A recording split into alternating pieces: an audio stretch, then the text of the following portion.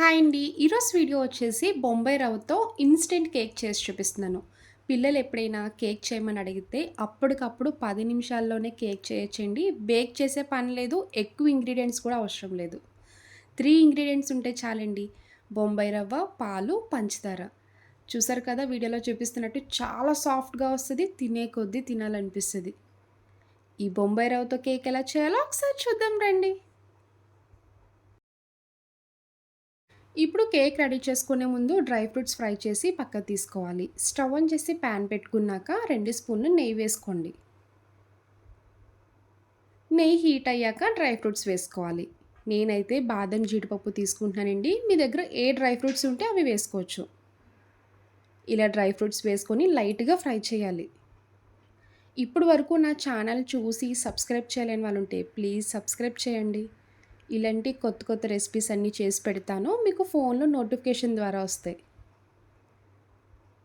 చూసారు కదా! ఇలా చక్కగా ఫ్రై చేసుకున్నాక పక్కకు తీసుకోండి. ఇప్పుడు మళ్ళీ అదే ప్యాన్‌లో ఇంకొక 2 స్పూన్లు నెయ్యి వేసుకోండి. నెయ్యి ఎంత ఎక్కువ వేసుకుంటే అంత టేస్ట్ బావుంటది. ఇప్పుడు ఒక కప్పు బొంబాయి రవ్వ వేసుకోండి. దీన్ని సూజీ రవ్వ, ఉప్మా రవ్వ అని కూడా అంటారండి. బొంబాయి రవ్వ వేసుకున్నాక మీడియం ఫ్లేమ్‌లో పెట్టుకొని లైట్ గోల్డెన్ కలర్ రావాలి. అంతవరకు నిదానంగా ఫ్రై చేయండి. రవ్వ అస్సలు మాడకూడదండి. పచ్చివాసన పోయే వరకు నెయ్యిలోనే ఇలా ఫ్రై చేసుకోవాలి.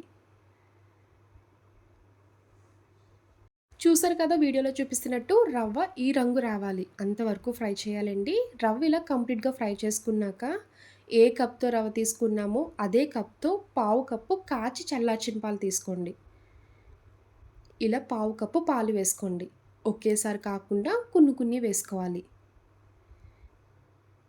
ఇలా పాలు వేసుకొని మొత్తం ఒకసారి కలపండి.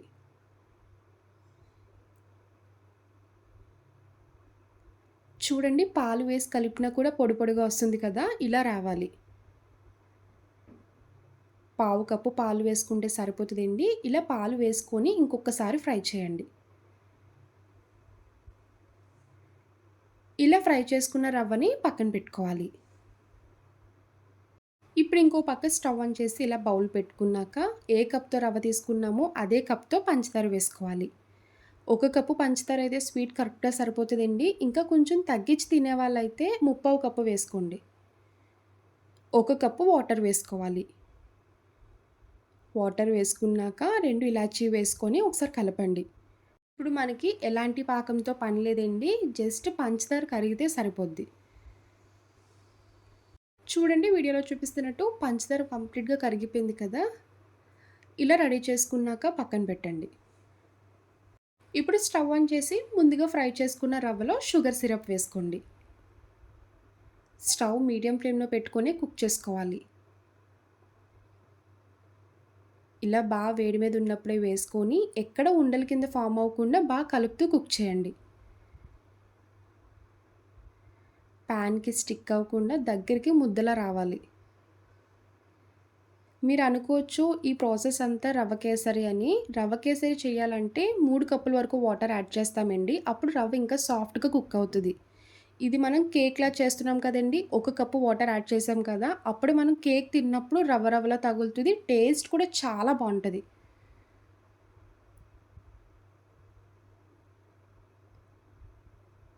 ఇలా కలుపుకుంటూ కుక్ చేసుకోవాలి. ఈలోపు ఇలాంటి ఒక కేక్ ట్రే తీసుకొని పావు టీ స్పూన్ నెయ్యి వేసి ట్రే మొత్తానికి అప్లై చేయండి. మీ దగ్గర కేక్ ట్రే లేకపోతే ఇంట్లో స్టీల్ బౌల్ ఉంటది కదండీ! స్టీల్ బౌల్ అయినా తీసుకోండి. ఈసారి స్పెషల్‌గా ఏమన్నా ట్రై చేయాలంటే ఇలా ఈ రవ్వ కేక్ చేయండి. చాలా బావుంటది. ఇలా కలుపుతూ ఉన్నప్పుడే ఒక స్పూన్ నెయ్యి వేసుకొని కలపండి. మీరు హెల్తీగా తినాలి అనుకుంటే పంచదార ప్లేస్‌లో బెల్లమైనా వేసుకొని చేసుకోవచ్చు.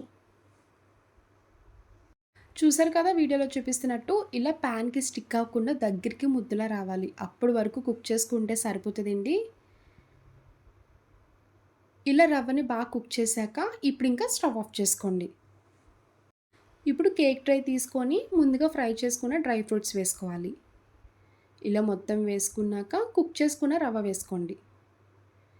ఈ రవ్వ మొత్తం కేక్ ట్రేకి స్ప్రెడ్ అయ్యేలాగా వేసుకోండి. ఎక్కడ గ్యాప్ అన్నది ఉండకూడదండి. స్పూన్ తీసుకొని నీట్‌గా స్ప్రెడ్ చేసుకోండి. అప్పుడు మీకు డీమోల్డ్ చేస్తాం కదా! కేక్ ఫినిషింగ్ బా వస్తది.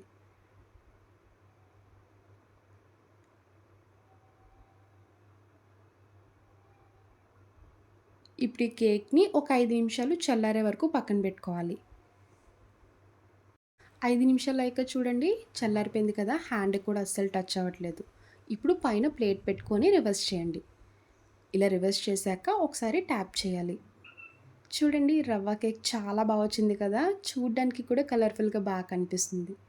ఇప్పుడు చాక్ తీసుకొని పీసెస్‌లా కట్ చేసుకోవాలి. చూసారు కదా! చూస్తుంటేనే నోట్లో నీళ్లూరిపోతున్నాయి. చాలా బా వచ్చిందండి. రవ్వ రవ్వలాగా చాలా టేస్టీగా ఉంది. ఒక్కసారైనా ట్రై చేయండి. అందరికీ నచ్చుతది. బేక్ చేసే పని లేదండి. జస్ట్ 3 ఇంగ్రీడియెంట్స్ ఉంటే చాలు. పాలు, పంచదార, రవ్వ ఈ 3 ఉంటే చాలు. 10 నిమిషాల్లోనే ఈజీగా చేసేయొచ్చు.